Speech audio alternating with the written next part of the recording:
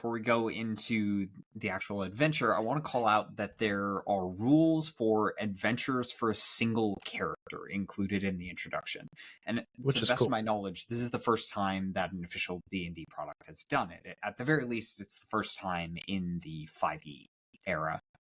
So if you have a single player character, you give them the blessing of the lone champion, which, I spelt it wrong in the show notes because I'm good at this. So anytime they take a short rest or long rest, they get heroic inspiration. And also they get heroic inspiration every time they roll initiative. So just anytime something interesting happens, you probably have heroic inspiration. And then you also get 10 temporary hit points when you first gain the blessing, and then anytime you gain a level.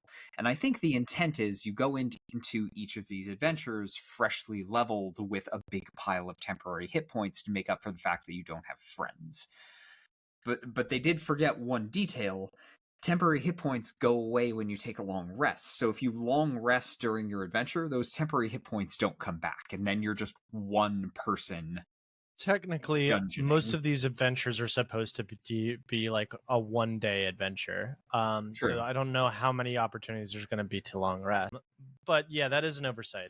Honestly, this kind of reminds me of there's a optional feat, quote unquote, in Divinity Original Sin 2, the precursor to Baldur's Gate 3, called Lone Wolf, which basically, if you have no party members, you get special bonuses. So yeah, it's cool. I like it.